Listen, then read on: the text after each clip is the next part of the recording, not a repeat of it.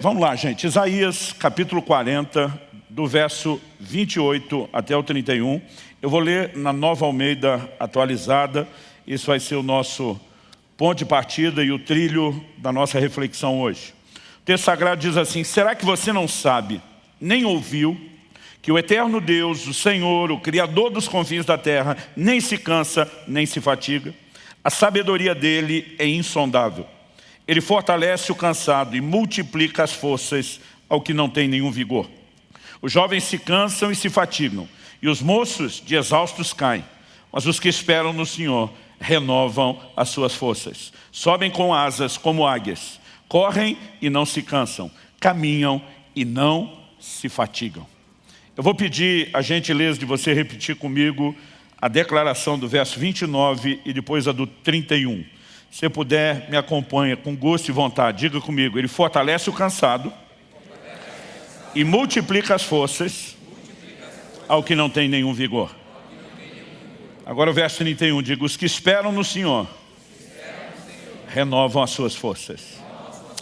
Meu Deus, suplicamos que mais do que informação, o Senhor possa tocar as nossas vidas, que o sopro de vida do Teu Espírito Santo nos toque de uma forma especial. Que a Tua palavra, além de formação, produza não apenas a fé necessária, mas trabalhada e aplicada de forma personalizada pelo Teu Espírito, produza em nós correspondência. Nós oramos desde já agradecidos por aquilo que o Senhor fará, em nome do Senhor Jesus. Amém. Bom, o tema da minha mensagem hoje é renovando as forças. Eu quero chamar a sua atenção para o que não apenas é uma promessa de Deus, quando a Escritura diz: ele fortalece o cansado, multiplica as forças ao que não tem nenhum vigor. Quando a Bíblia diz que os que esperam no Senhor renovam as suas forças, como além de uma promessa, é a revelação do seu intento, do seu propósito, da sua vontade. Obviamente o texto está falando a respeito de algo sobrenatural. Quando a Bíblia fala que a força dos jovens chega ao fim, a ponto deles caírem de exaustão, mas os que esperam no Senhor renovam as suas forças, ao mencionar os jovens e aqueles de vocês que já como eu passaram aquela metade da vida, né, já não estão mais na fase da juventude, sabe a diferença de disposição física. Um dia desses, chamei meu filho para a gente malhar junto, e depois ele falou: pai, e aí, quer correr uns 10 quilômetros? Falei: tu tá maluco? Né? Falei: você acha que eu tenho esse pique, essa sua disposição de 23 anos? Mas mesmo a moçada, que está no auge do vigor e da disposição hormonal, chega um momento que eles descobrem que tem um limite. Mas a Bíblia está dizendo: os que esperam no Senhor vão além. Então a Bíblia não está falando nem só de força natural e nem tampouco só de algo no aspecto físico, mas está falando de uma manifestação sobrenatural. Eu quero chamar a sua atenção para algo. Nós vivemos um tempo, uma época na história da humanidade, onde a maioria de nós não chega a ter uma experiência de exaustão física, de esgotamento de forças e energias. E quando eu falo esgotamento, estou falando num sentido pleno. Por quê? Mesmo aqueles que trabalham, né, com esforço físico, nós temos hoje, né, na modernidade em que vivemos, ferramentas que auxiliam demais o trabalho. Né? Por exemplo, gente que arava a terra sem o auxílio de bois, e depois descobriu que boi puxando o arado era uma grande ferramenta de auxílio, morreria de inveja da gente de ver todo o maquinário agrícola de hoje em dia. Em qualquer área, né? Você pode falar de um marceneiro, qualquer pessoa que trabalha com esforço físico já não tem a dimensão de esforço que talvez a antiguidade fez. E muitos de nós, com outros formatos de trabalho no mundo digital, a maioria de nós acaba não tendo essa experiência. Né? Talvez possa haver um ou outro atleta de alta performance, mas a maioria de nós talvez vai dizer: nunca conheci o esgotamento físico. Eu tive uma única experiência que eu posso falar, que fala de exaustão física. Em fevereiro de 1993, estava ministrando um evento em Itajaí, Santa Catarina. Eu lembro que o evento terminava, acho que no domingo pela manhã, e a gente se programou ali no final da manhã, para o começo da tarde, ir para a praia. Tinha um grupo de irmãos que tinham vindo de Goiânia, né, um dos poucos estados do Brasil aí, que a gente fica sempre brincando com eles: vocês não têm mar, como se fosse uma grande coisa da qual se orgulhar. E eles resolveram que queriam conhecer o mar, nunca tinham tido contato com o mar. Quando nós chegamos, a praia estava toda sinalizada pelos bombeiros com bandeira vermelha, o mar estava de ressaca, mas apesar do perigo, eu falei para um irmão, um morador local que estava nos ajudando, falei, cara, essa turma nunca pisou na areia do mar, nunca viu o mar, nós temos que dar alguma coisa para eles. Ele falou, pastor, então vamos nesse lugar aqui. E aí quando nós entramos, estava mais ou menos assim, com água até só perto da cintura, porque ele estava preocupado. A gente não ficou 10, 15 minutos, ele falou para mim, pastor, eu conheço muito bem essa praia. Ele falou, do jeito que o mar começou a puxar, em 10, no máximo 15 minutos, essa turma não sai mais, mesmo quem sabe nadar. Eles não estão acostumados com isso. Eu acho melhor a gente mover esse grupo todo por precaução para aquele lado, deixar eles ainda mais no raso. Eu falei, vamos ter todo cuidado. Movemos o time todo. Tinha um cara que não era do grupo, estava conosco. Mas ele não quis sair conosco. Estava inclusive com uma prancha de buddy buddy. A gente pensou, esse é o único que não tem como afogar, está com a prancha. E saímos. Mas daqui a pouco, entre o barulho de uma onda e outra, eu estou ouvindo gritos. E eu olho na direção de onde nós saímos. Está um cara lá se debatendo. Eu não vi mais a tal da prancha, mas parecia ser o cara que não quis sair com a gente. E ele está desesperado pedindo por ajuda. Aquilo me deu um rompante que eu não conseguia pensar. Falei para a turma, estou indo buscar. Aquele morador falou, pastor, não vá. Já está difícil sair sozinho. O que dizer trazer alguém. O senhor não vai conseguir. Ele falou, eu vou chamar o bombeiro. Eu falei, então chama o bombeiro para tirar nós dois, que eu vou tentar trazer esse cara até onde der. Né? Eu não conseguia pensar naquela hora, mesmo não tendo a experiência dele. E eu fui nadando na direção do cara. Não me deu muito trabalho, porque dizem que o perigo nessa hora é que o cara no desespero agarra em você, afoga os dois. Ele estava bêbado, mas pensa num cara bêbado.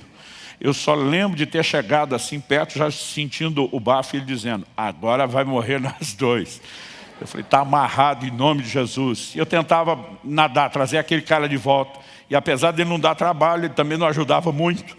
E eu não conseguia muita coisa. E de repente eu vi que minhas energias estavam se esvaindo, se acabando. E eu comecei a orar, falei, Senhor, não sei qual foi aquela manha do Pedro andar em cima d'água, mas eu preciso de ajuda, eu preciso de ajuda, eu preciso de ajuda. E de repente eu percebi que o mar puxava muito mais por baixo do que por cima. E me deu um insight. Cada onda que vinha, eu jogava ele por cima com a onda, nadava na direção dele. Desse jeito eu consegui trazer ele até a metade. Foi o tempo dos bombeiros entrarem e tirarem nós dois. Por quê? A hora que eles entraram, eu já estava no limite da exaustão. Para você ter ideia, né? Mesmo que ele tenha nos puxado até o raso, eu não conseguia do raso andar até a parte seca.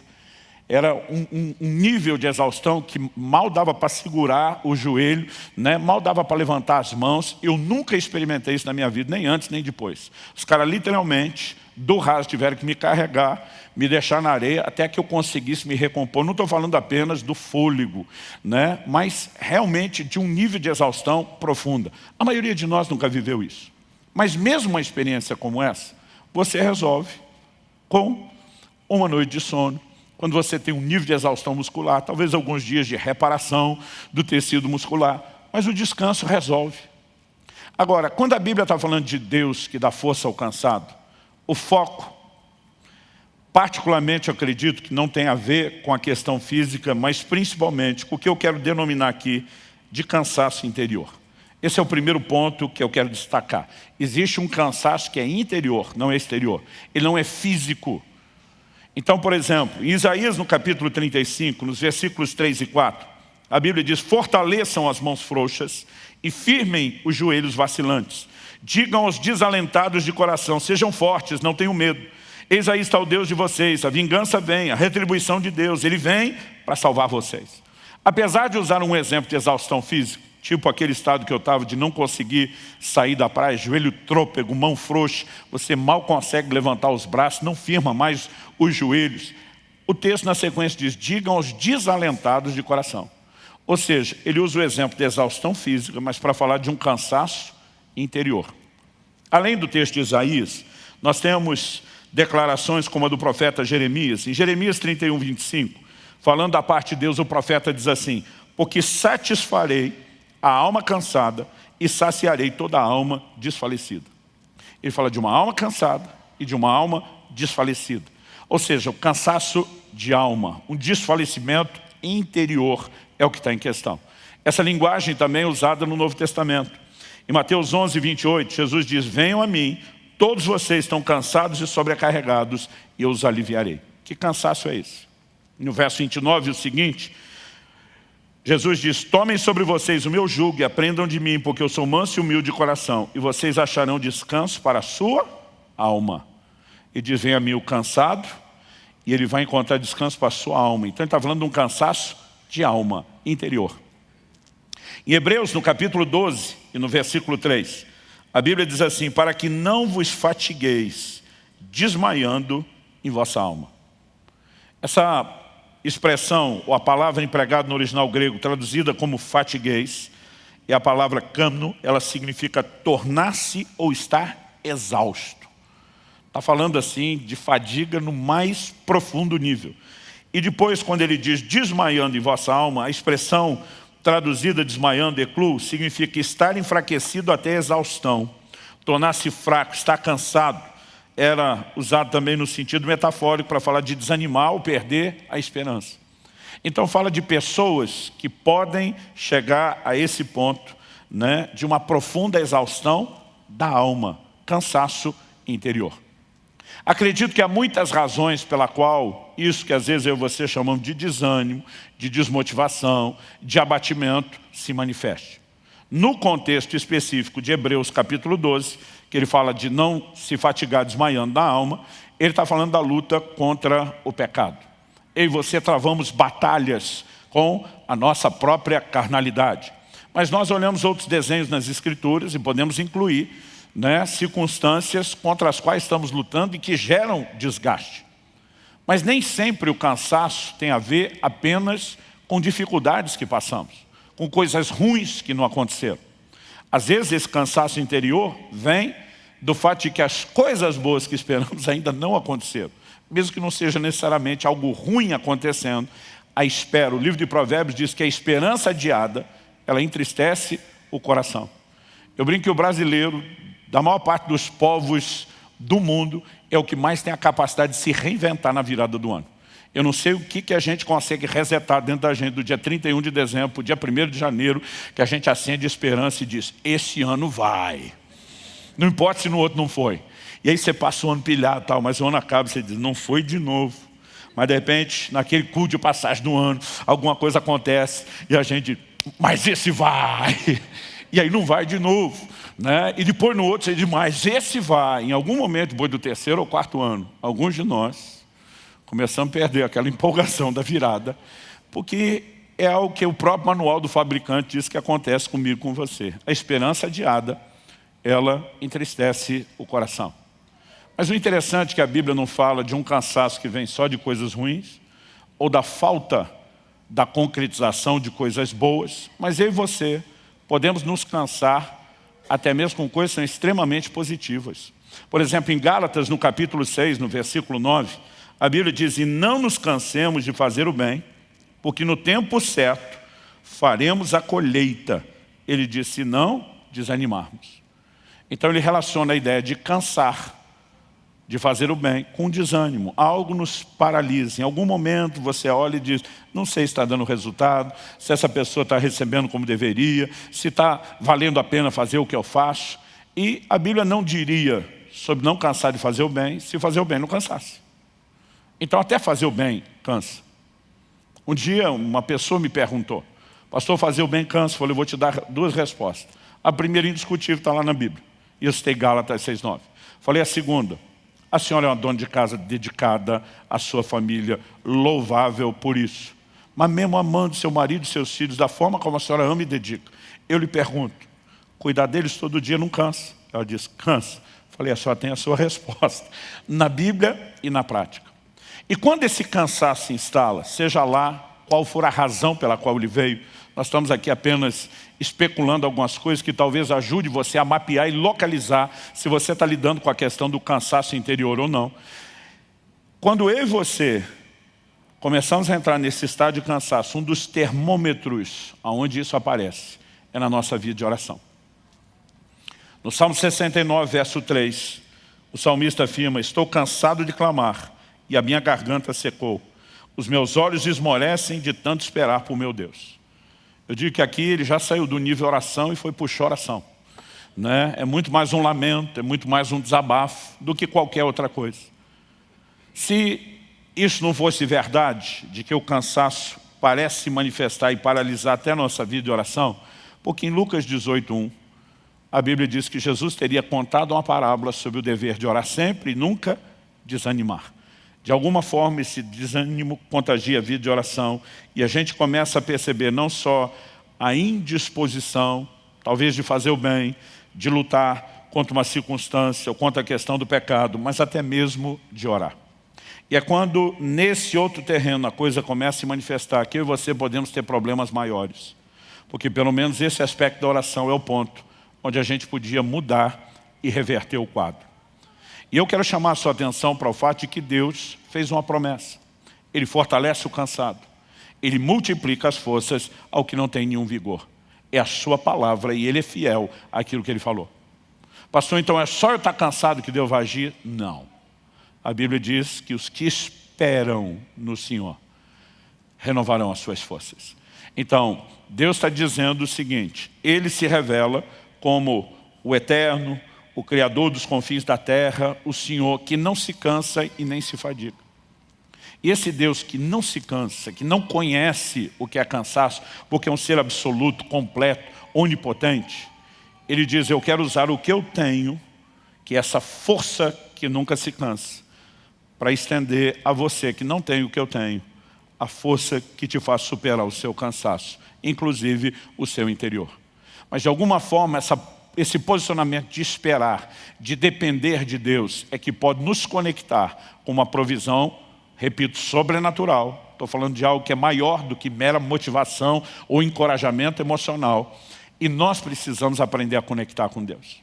Quando experimentamos sua intervenção, e essa é a segunda coisa que eu vou destacar, a primeira foi enfatizar o cansaço interior, eu e você podemos viver dois níveis distintos de experiência com Deus, no que diz respeito à forma como Deus nos fortalece quando estamos cansados.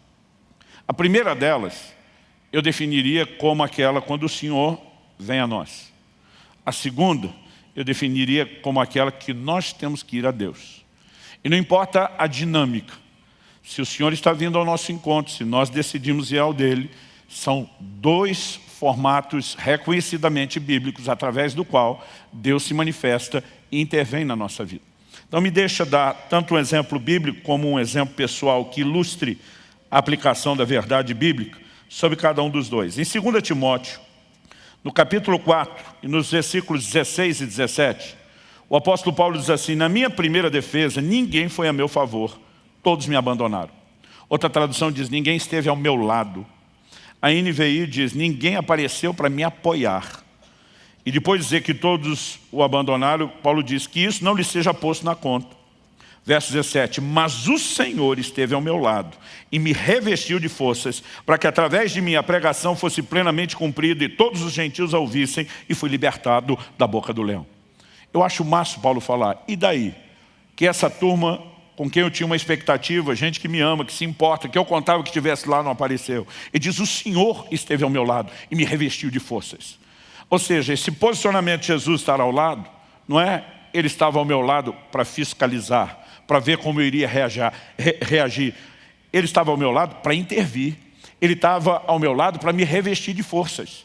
E eu e você podemos ter experiências onde o Senhor vem nos socorrer no momento de necessidade, onde Ele se coloca ao nosso lado, Ele vem a nós para nos comunicar forças.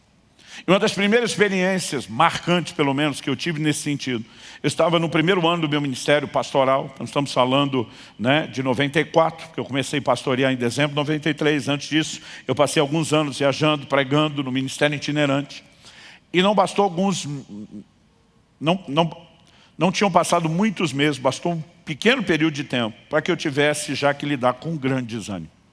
Foi uma somatória de circunstâncias, lutas e desafios pessoais, que envolvia inclusive o recentemente ter deixado a casa dos pais, morar no estado e num lugar longe, numa época que a comunicação era complicadíssima e dificílima, né? Some-se a isso outros problemas e crises que eu mesmo vim enfrentando, os desafios de um ministério pastoral que era diferente de quem vivia no itinerante, só de conferência de avivamento em conferência de avivamento, agora ajudar os crentes a lidar com os problemas, você ter a realidade do dia a dia, de gente que você investe e não corresponde, aquilo tudo foi somando. Eu lembro de uma manhã que eu acordei para lá de desanimado.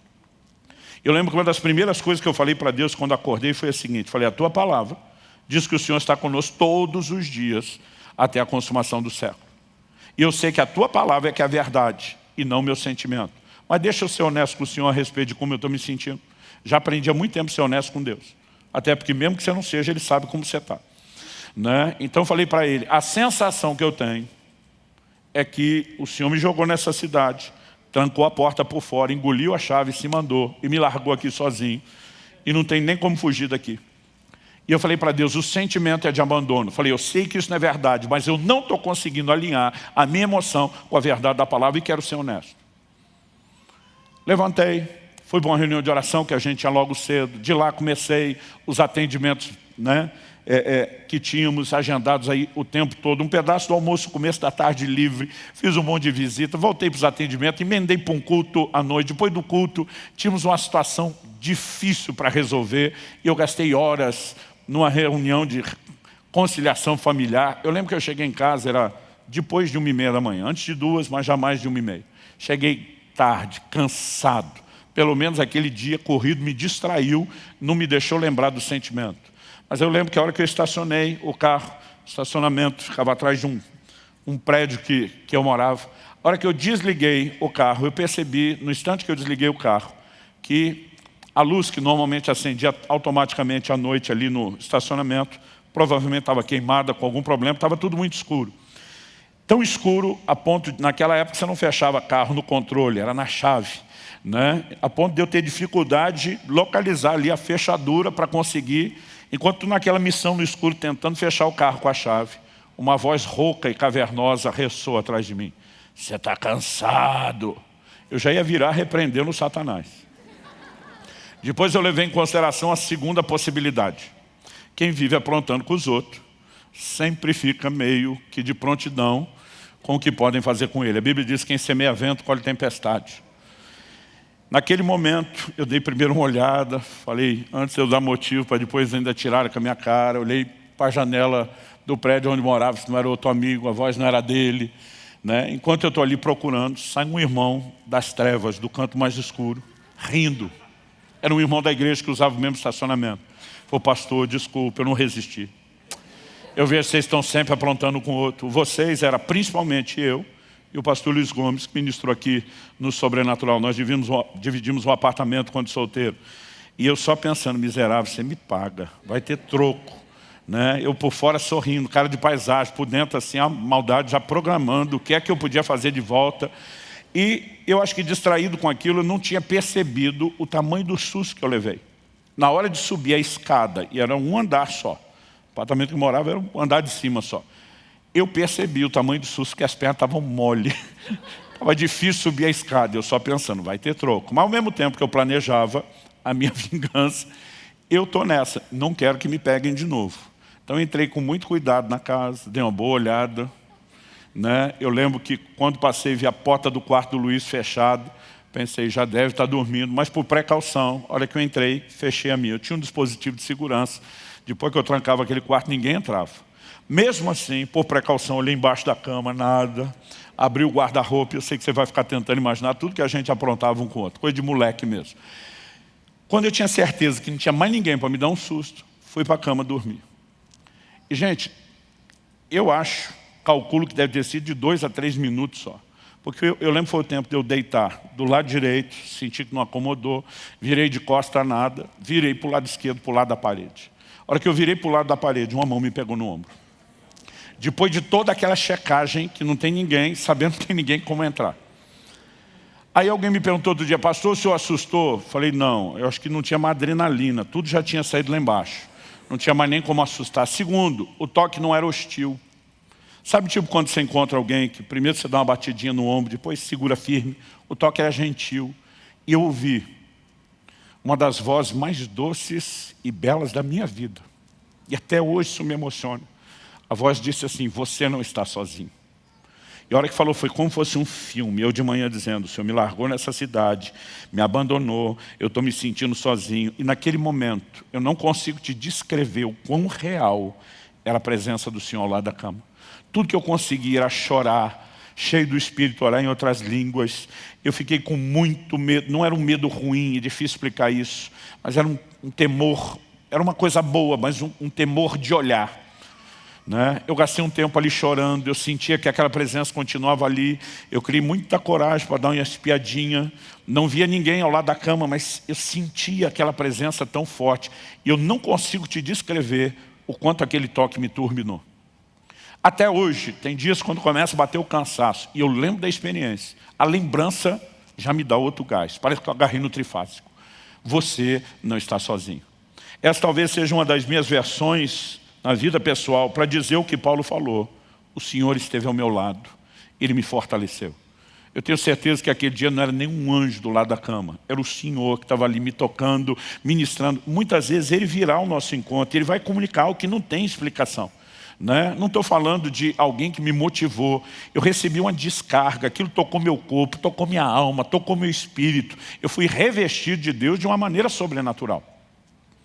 Isso, embora tenha sido extraordinário, me gerou uma expectativa que eu diria desequilibrada. Por quê? A partir daquele dia eu imaginava, sempre que estiver precisando, o gás vai vir desse jeito. Mas nunca rolou outra dessa. Na verdade, não demorou muito tempo para eu descobrir que esse não é o único formato de Deus nos fortalecer. Há momentos onde Ele vem a nós. Há momentos onde Ele espera que nós possamos ir a Ele. Em 1 Samuel, no capítulo 30, eu vou dar outro exemplo bíblico, e depois, de novo, quero compartilhar um exemplo pessoal que ilustre a aplicação. 1 Samuel, capítulo 30, a Bíblia diz que Davi e os seus homens chegam em Ziclag, cidade dos filisteus, onde eles haviam se estabelecido enquanto fugiam de Saul. E a Bíblia diz que ao chegarem, descobriram a cidade destruída, queimada pelos amalequitas, descobriram que mulheres e crianças tinham sido levadas cativos junto com todo o gado. A Bíblia diz que Davi e os seus homens, verso 4 diz assim: então Davi e o povo que estava com ele ergueram a voz e choraram, até não terem mais forças para chorar. Aqui, gente, não é que eles não tinham força para reagir, eles não tinham força para continuar chorando. Você consegue imaginar o nível de abatimento dessa turma? E a situação que parecia não poder piorar, deu sinais de que pioraria. Anos atrás eu ouvi uma frase que nunca saiu da minha cabeça. Foi uma pessoa dizendo: quando eu achei que tinha chegado no fundo do poço, descobri que o fundo do poço tinha porão, dava para piorar. O verso 6 diz assim: Davi ficou muito angustiado, não só pelo que aconteceu, a Bíblia diz, pois o povo falava de apedrejá-lo, porque todos estavam amargurados, cada um por causa de seus filhos e suas filhas. O texto diz assim: mas Davi se reanimou no Senhor seu Deus. A NVI traduziu: Davi, porém, fortaleceu-se no Senhor seu Deus. No momento em que não tinha força nem para chorar, a Bíblia não fala do Senhor se colocando ao lado de Davi, como fez com Paulo. Mas Davi naquele momento disse: se eu não correr para Deus, o que já está feio vai piorar. E a Bíblia diz que ele toma uma decisão, ele se fortaleceu no Senhor seu Deus. Ele não apenas encontra forças para lutar, a história mostra que ele consegue animar os seus homens, eles saem no encalço dos amalequitas, não apenas numa missão de vingança, eles resgatam tudo e todos que se perderam. A história termina com uma intervenção de Deus, mas foi necessário alguém decidir ir ao encontro do Senhor e dizer: eu vou encontrar forças para lutar. E essa segunda forma de Deus agir, a experiência que para mim ficou mais clara, em termos da didática, do aprendizado, né, de que não só ela é importante, mas é um dos formatos que Deus usa, aconteceu no parto do Israel, nosso primeiro filho. Um tempo antes, um dia eu estava orando e o Espírito Santo falou comigo, né, ora e jejua, você vai experimentar uma grande batalha na hora do parto. E quando falo sobre jejum, principalmente, eu conto sobre isso. Eu passei 6 dias em jejum, orando, intercedendo pelo meu filho. E eu só encerrei o jejum quando eu tive um testemunho interior de vitória. Aquela sensação: essa batalha está ganha, essa batalha foi vencida. Mas Deus não me disse, ore e jejua para não ter a guerra na hora do parto. Ele disse, ore e jejua porque você vai ter a guerra. E quando veio aquele testemunho de venci, eu não entendi que quando a guerra chegasse ela estava ganha. Eu só entendi, não vai ter mais. Mas no dia do parto, houve a tal da complicação. Palavra dos próprios médicos estavam lá, meu filho só sobreviveu por um milagre. Mas naquele momento, e quando eu cheguei para a hora do parto com a Kelly, ela estava com um quadro de hemorragia assustador. Só enquanto ela entrou no quarto, eu ajudei, né, ela ir para o banheiro, colocar as roupas, porque já iria para o cirúrgico. Nessa saída da troca de roupa, era tanto sangue no chão. Eu lembro quando o médico entrou e ele olhou, falou, de quem é esse sangue todo? Eu falei, é dela. Tipo, não fui eu. E ele passou a mão no telefone, eu estava assustado, mas eu estou pensando, eu não tenho experiência. Mas ele era um dos médicos experientes da cidade, né? Um grande obstetra. Quando ele viu aquilo, ele passou a mão no telefone na hora, ele disse, reúne a equipe inteira agora no cirúrgico. Eu lembro dele falando assim, emergência emergencial. E quando ele enfatizou que é emergência, era emergencial. Eu pensei, se ele está assustado, eu acho que eu devia estar mais. Eu tive que ajudar a botar aquela na maca, levá-la para o cirúrgico, né? E eles me pediram para esperar do lado de fora, porque eu tinha combinado que eu assistiria o parto, embora a maioria dos maridos não assiste o parto. Ele fica de costas para a cena do crime, e a mulher, além de dar luz à criança, tem que ficar consolando o marido. Vai dar tudo certo, meu amor, vai dar tudo certo. Porque os homens são dessa fibra enorme nessa hora. Mas naquele dia, e ele falou, aguarda lá, você só entra na hora que estiver tudo pronto aqui, finalmente nós vamos te chamar. E eu lembro que do lado de fora, eu nunca senti um desânimo e um abatimento tão grande. É quase como se eu acreditasse que eu tinha perdido a batalha. É quase como se eu entendesse, não, se isso aconteceu, eu não garanti nenhum resultado. Em vez de entender que naquele dia eu não evitei, mas eu ganhei a batalha, um desânimo se instalou que eu não consigo te definir. E foi naquele momento que eu estava esperando que alguma mão me tocasse no ombro. Que talvez pelo menos um anjo viesse do céu, fazer um cafuné na minha cabeça, vai dar tudo certo, gordinho, fica firme aí. Né? Nada disso rolou. A sensação que eu tinha é que Deus não estava por perto, que Ele não veio ao meu encontro. Mas naquele momento, de alguma forma, eu senti o próprio Deus me provocando. Que a semelhança de Davi, eu tinha que me fortalecer em Deus. E eu fiz uma escolha, eu vou entrar nesse lugar. Eu vou buscar essas forças. E eu fui turbinado de uma forma sobrenatural. Eu não apenas consegui romper aquela apatia interior, algo acendeu dentro de mim quando eu tive aquele posicionamento de fé. Eu enlouqueci, eu tive um surto de fé. Foi uma coisa assim, além da minha capacidade de explicação. E ali eu me levantei, eu comecei a declarar a palavra de Deus, eu comecei a profetizar o milagre, a intervenção que aconteceria. Quando finalmente eles me chamaram para o centro cirúrgico, não foi minha mulher que teve segurado na minha mão e dizer, vai dar tudo certo. Eu entrei, segurei a mão dela, olhei bem no olho dela, falei para ela, falei, Kelly, presta atenção, vai dar tudo certo. Ela falou, eu sei. Falei, você acha que sabe? Quem sabe sou eu. E se você sabe, você não sabe o tanto que eu sei. Vai dar tudo certo, o Senhor está conosco. Eu virei um leão. E depois, quando simplesmente todo mundo estava dizendo, o milagre aconteceu, a sensação depois, não antes, era, eu sabia. Adiante daquele posicionamento era, cadê você, Deus? Aonde o Senhor foi parar? Agora, o que eu entendi a partir daquela dinâmica, e vendo textos como esse que eu estou dando, que nem sempre a dinâmica de fortalecimento é a mesma. Há momentos onde a Bíblia, aliás, a maior parte do tempo, a Bíblia nos ordena ir ao Senhor. Não manda a gente esperar de forma passiva que Ele vem.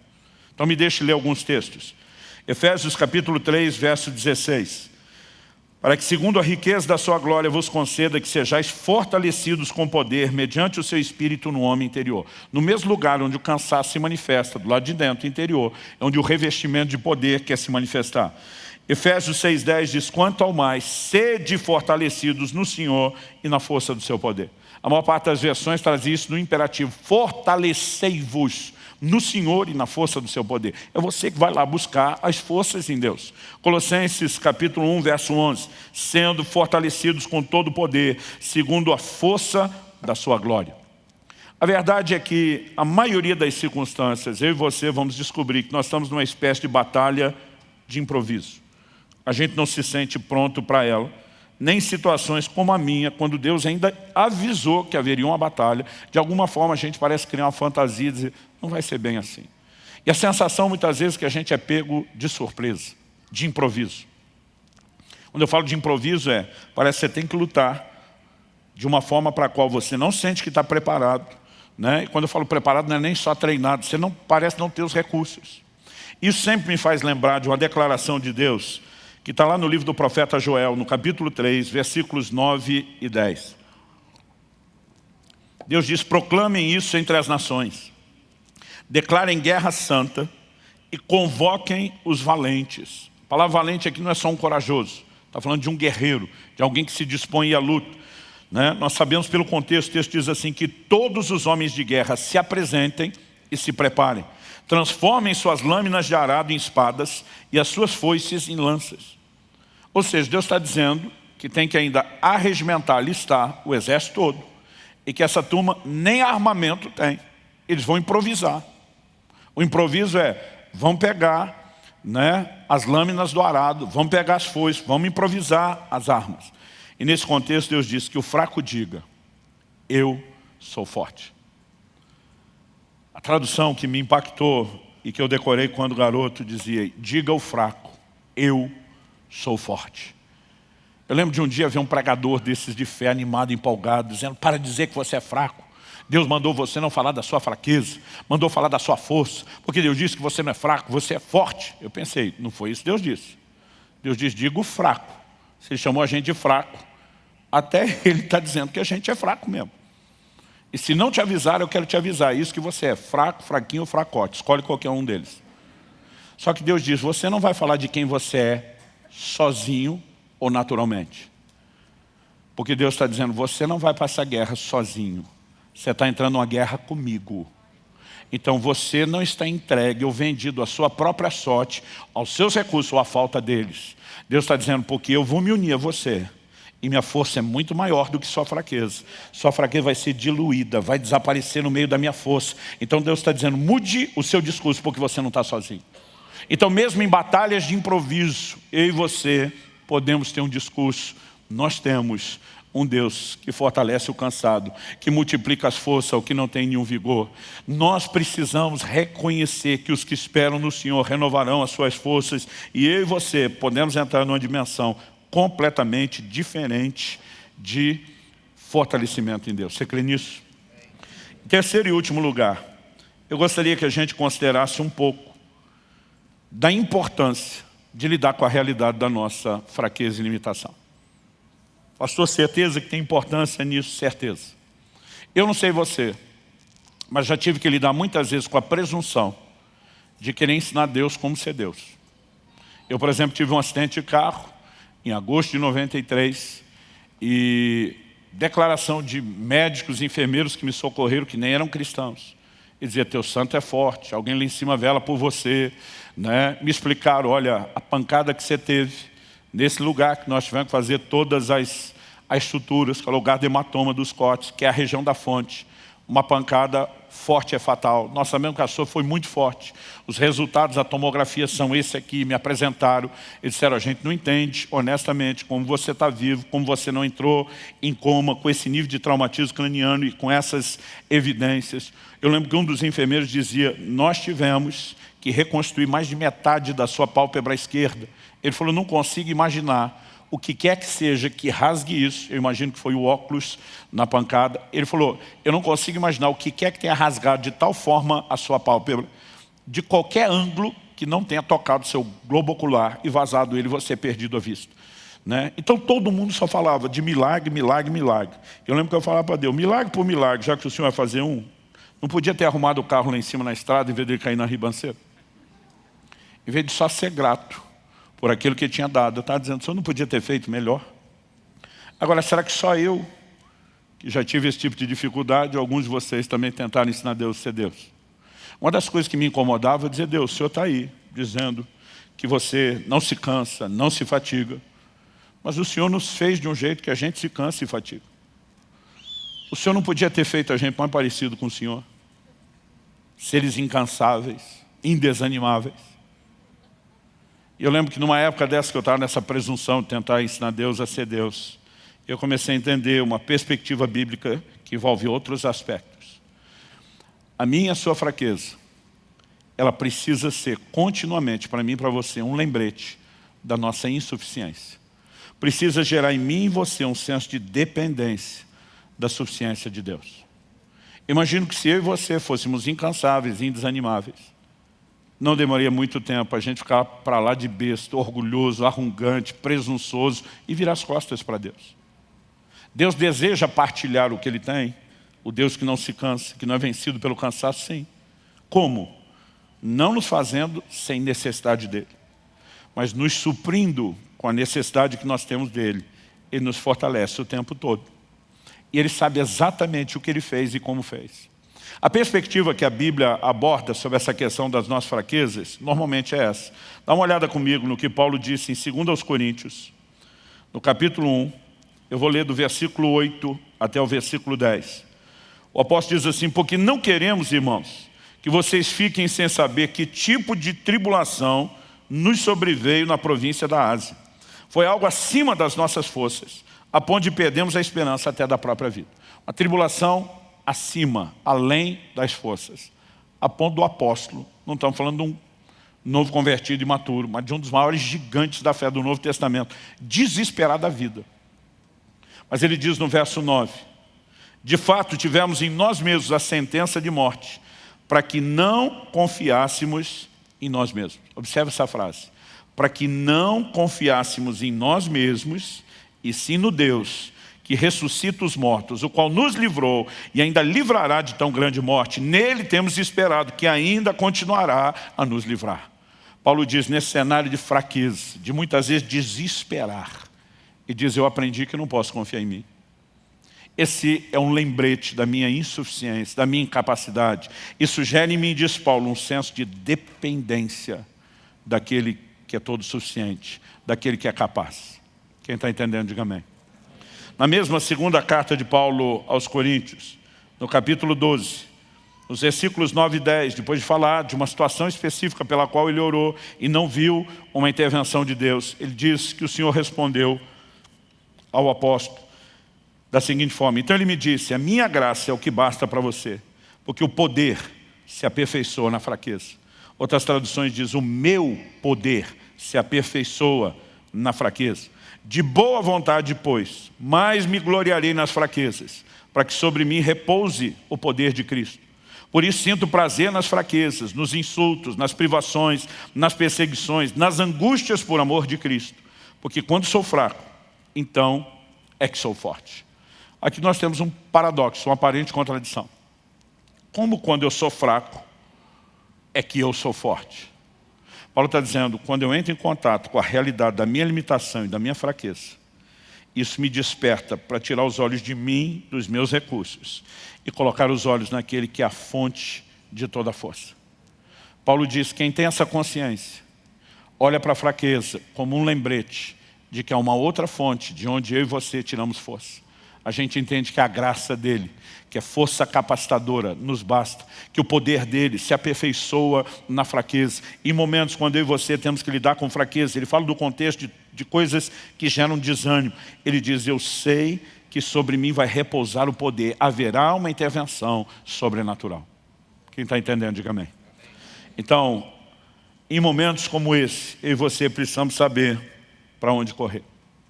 Capítulo 40 de Isaías, que é o texto que nós lemos, ele diz, não apenas que os que esperam no Senhor renovam as suas forças, mas uma das afirmações que o texto faz, e eu particularmente gosto muito, ele diz, sobem com asas como águias.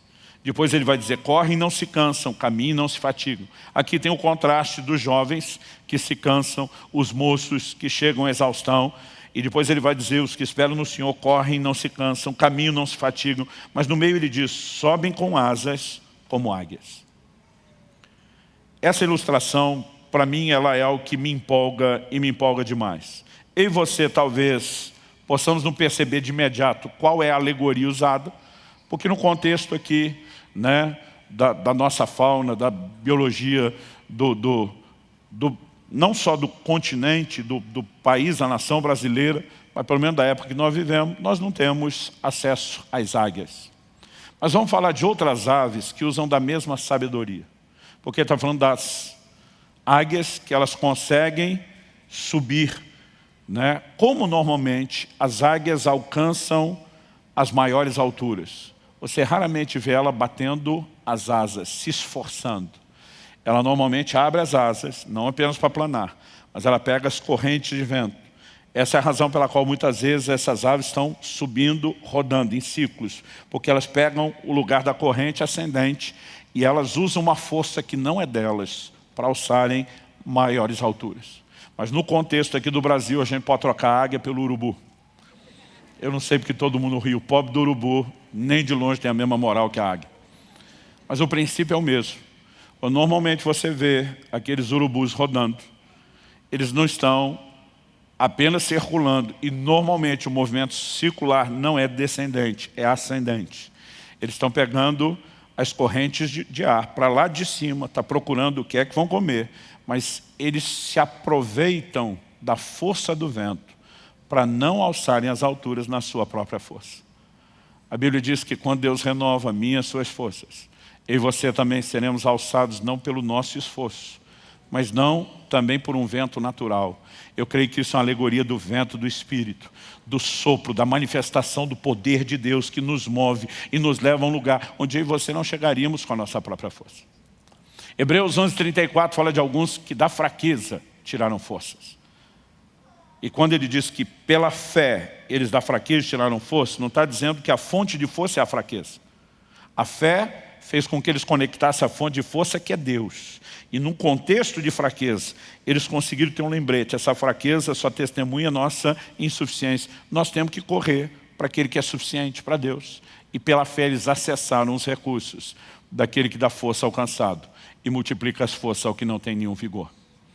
Quando eu e você esperamos no Senhor, e essa ideia de esperar fala de um posicionamento de confiança e também de dependência, eu e você podemos acessar forças sobrenaturais. Quem está entendendo, diga amém. Então, para concluir, quando reconhecemos que são os que esperam no Senhor, que renovam as suas forças, precisamos entender como essa dependência em termos práticos funciona. A Bíblia fala de alguns usando fé, mas como exatamente isso funciona? Eu tenho entendido que uma das coisas que eu e você precisamos é crer em Deus a despeito das circunstâncias. A Bíblia fala que quando a vida dos dois, daquele casal, começou a desmoronar em todas as áreas, a mulher de Jó tem um comportamento e Jó tem outro completamente diferente.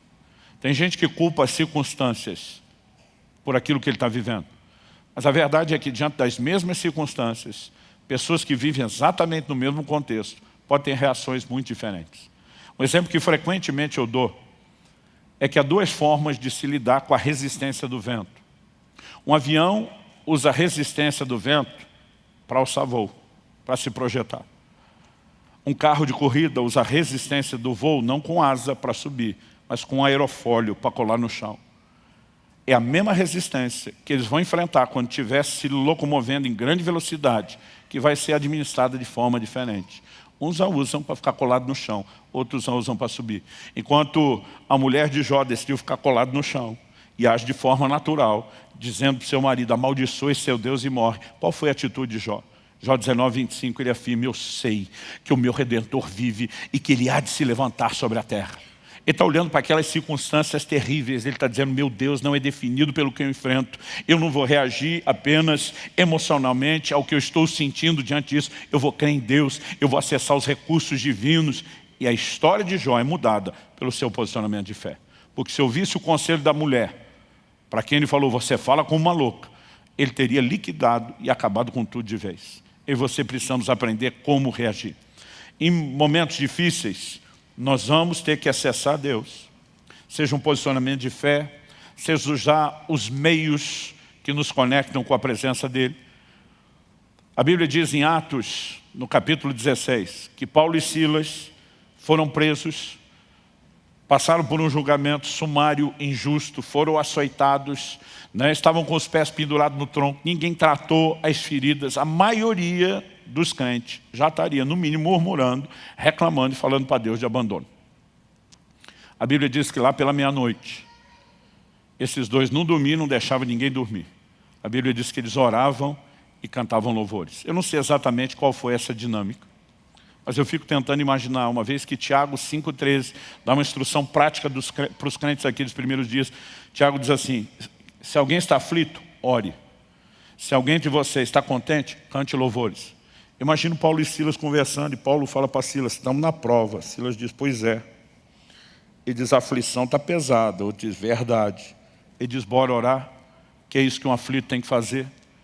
Porque se a gente ficar alimentando a fraqueza, é ela que se fortalece. É estranho dizer que a fraqueza se fortalece. Mas se a gente se fortalecer, se alimentar daquele que nos dá força, o caminho é diferente. Eu imagino que os dois começaram a orar. Mas em algum momento, imagino um falando para o outro, mas nós não estamos só aflitos, nós também estamos felizes. O outro diz, é verdade, Deus está conosco mesmo nesse momento difícil. Nós ainda temos o privilégio de estar vivendo isso por causa do Evangelho. Bora adorar também, bora adorar também. Eu vi um pastor uma vez apresentar a teoria, eu ri muito, sabia que ele estava brincando, mas isso me fez lidar com a coisa de uma forma mais divertida. Ele disse que quando os dois começaram a cantar, isso explica porque houve o terremoto naquela cadeia. Porque a Bíblia diz que os céus são o trono do Senhor, mas que a terra é o estrado dos seus pés. Ele diz que à medida que aquele louvor foi subindo, Deus foi entrando no ritmo da música e começou a bater o pezinho dele. E à medida que ele foi batendo o pezinho no compasso da música, o pezinho ou pezão dele, que a terra é o estrado dos seus pés, começou a produzir aquele terremoto.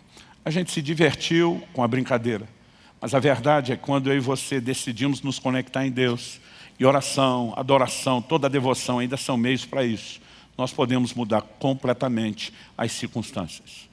Podemos experimentar intervenções da parte de Deus. Quem está entendendo, diga amém.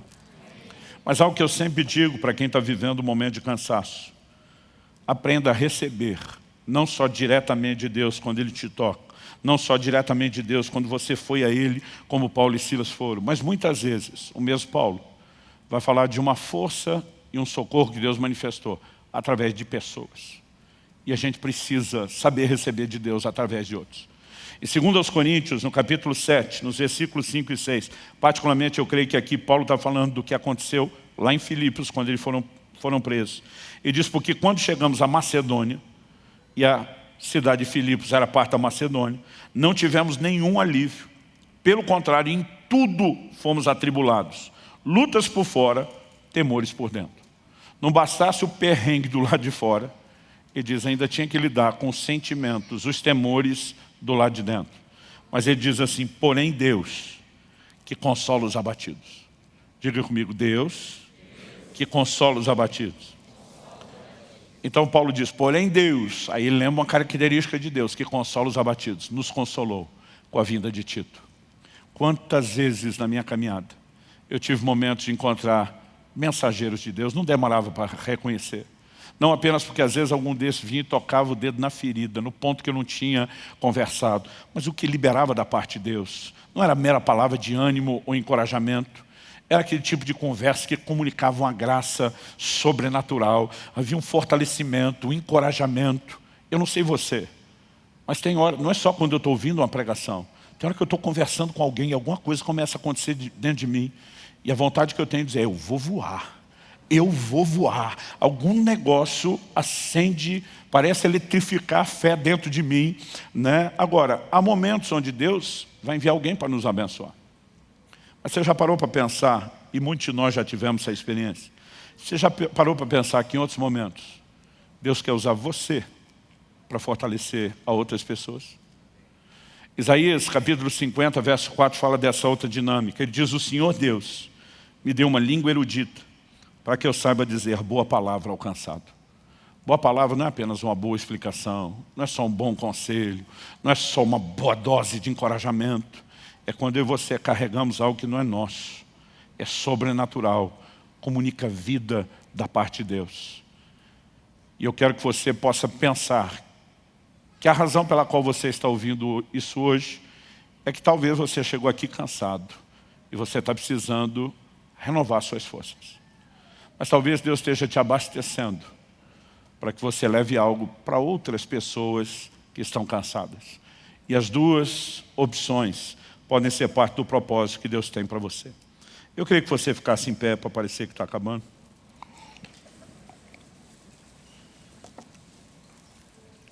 Eu quero ler um último versículo, que é o Salmo 31, verso 24, e nós vamos orar. O texto, muito alinhado com o que nós lemos em Isaías 40, diz: sede fortes e revigore-se o vosso coração, vós todos que esperais no Senhor. Quando o texto está dizendo sede fortes, que tipo de força ele está falando? Quando ele diz revigore-se o vosso coração, obviamente ele está falando da força interior, daquilo que faz superar o cansaço interior. Mas só o fato de eu estar cansado significa que Deus vai vir ao meu encontro? Não. A Bíblia diz que os que esperam no Senhor renovam as suas forças. É o meu posicionamento e o seu de dependência, de confiança em Deus, que atrai a intervenção dEle. Isaías 64:4, a Bíblia diz: porque desde a antiguidade não se ouviu, nem com os ouvidos se percebeu, nem com os olhos se viu, um Deus além de ti, que trabalha para aquele que nele espera. Há momentos onde eu e você chegamos para Deus e a gente simplesmente diz: estou abrindo falência, não tem mais nada o que fazer, só me resta esperar no Senhor, confiar no Senhor. E a Bíblia diz que Deus trabalha a favor daquele que nele espera. Ou seja, nós não apenas podemos ser fortalecidos, mas nós podemos ver Deus se mover. Esse fortalecimento é sobrenatural. Tem pessoas que vivem apenas de encorajamento humano, combustível emocional. Isso parece aqueles brinquedos de criança de antigamente, antes da época da pilha, que você tinha que dar corda. Alguém dessa época ou só eu? Ainda bem, obrigado. Aí você dava a corda, saía lá o brinquedinho, tic, tic, tic, tic, tic, mas aí ia acabando a corda, ele ia diminuindo o movimento e parava. E se você quisesse vê-lo mexer, tinha que dar corda de novo. Tem gente que precisa que alguém dê corda nele todo dia. O que nós estamos falando é mais do que encorajamento emocional, e não estou dizendo que ele não tem a sua importância, mas nem de longe ele se compara com uma descarga do poder de Deus, com o vento do Espírito soprando debaixo das suas asas, te fazendo subir como águia. Aí a conversa é outra. Eu gostaria que nós tivéssemos alguns momentos, alguns minutos desse momento final, onde nós pudéssemos orar não por protocolo de fim de reunião, mas onde a gente pudesse de fato se expor. Eu creio que você deve estar percebendo o que eu estou percebendo em todos os nossos 4 cultos. Há uma presença do Espírito de Deus nesse lugar. Há um toque divino à sua disposição. E nós podemos receber de Deus agora. Talvez você tenha a oportunidade de ter o Senhor vindo ao seu encontro e te tocando hoje. Talvez você tenha a oportunidade de entender: não, Ele está me chamando e quem vai a Ele sou eu. Talvez você precise ser fortalecido agora. Talvez Ele apenas esteja te preparando para algo que você vai enfrentar daqui a um tempo. Talvez Ele esteja te instruindo para te usar na vida de outras pessoas. Talvez seja a soma de tudo isso. Mas de qualquer forma, nenhum de nós tem uma desculpa a dizer: eu não preciso desse momento de oração. Eu quero que você não apenas peça: Espírito Santo, me ajude, me dirija na aplicação prática disso. Mas eu gostaria que você orasse dizendo: Senhor, eu quero o toque do Teu Espírito na minha vida. Eu quero a manifestação do Teu poder na minha vida. E fale com Deus do seu jeito, da sua maneira. Eu pedi para você ficar em pé por hábito. Você ora como você achar melhor, em pé, sentado, de joelho.